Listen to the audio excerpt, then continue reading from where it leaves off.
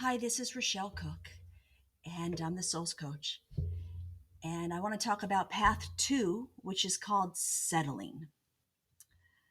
Now, this is a profound path because, well, all seven paths are, but I have to tell you, this one is something we all tend to do in many areas of our lives.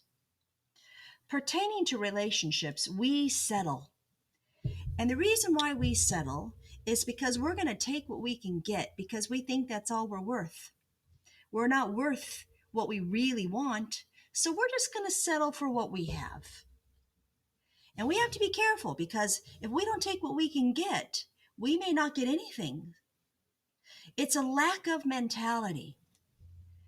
Where did we learn how to settle and what does it look like? Firstly, we learned how to settle because some of us growing up, many of people that I work with, they learn that they're not good enough. They learn that, and of course they learn this, I hate to say it, in childhood, or hey, they can even learn it from the media, again, culture, religion, the janitor, kids at school, people that have been bullied. They learn that they're not good enough because somebody in their lives didn't love them. Maybe they were verbally or physically abused. Maybe somebody left them. Maybe they weren't good enough at school. Somehow, some way, when they were young, and I'll just start saying the word you now in case I'm speaking to you. You learned that you were unworthy and deserving. You're not good enough. You're damaged goods. So you're going to take what you can get. False, not true. What you learned, again, is in your storybook syndrome, and you are not your past, which does not dictate your future and become your here and now. When you buy into the misbelief that you're not good enough, you're living in the past, which is exactly what you don't want to do because, again, the past does not define your future. It doesn't define your here and now. You are not your past. To give you an example, uh, I can think of many clients, but I'm thinking of one offhand that kept attracting difficult relationships. And, I was one of those people, not now, but I was. I have a new understanding of how this whole thing works. You keep attracting these difficult relationships because you're not good enough to get the one that you know you're worthy and deserving of having because you learned as a child that you're not good enough.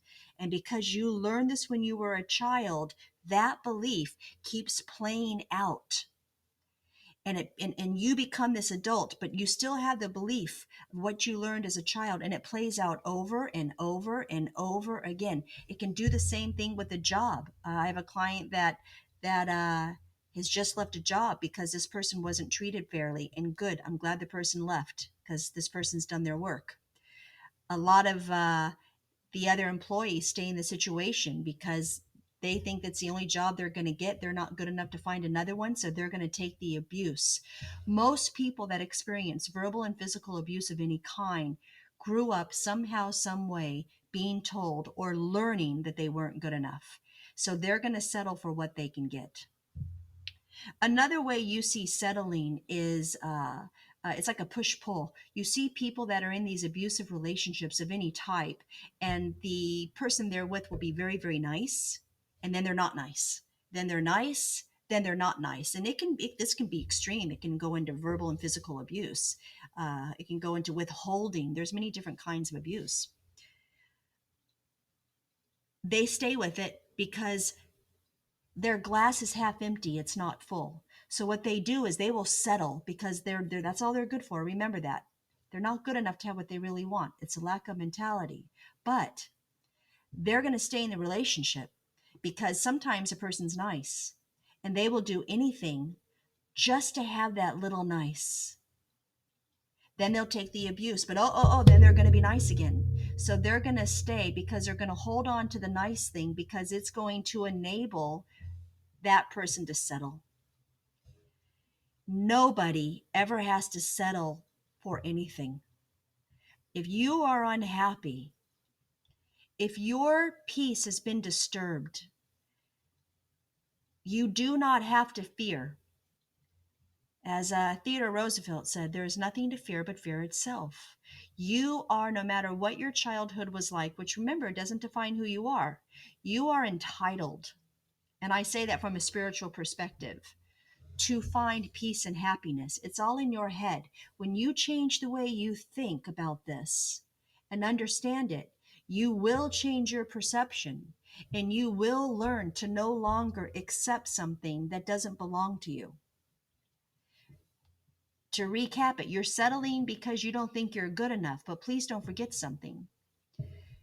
You have attracted, relationships are good for this, your mirror that reflects back to you what you need to heal. So, because you don't feel good about yourself, you're going to attract somebody that treats you the way you feel about yourself. And because you're so desperate to be loved and accepted and cherished, you will settle for what you can get because you learned that you weren't good enough to get something else that's healthy.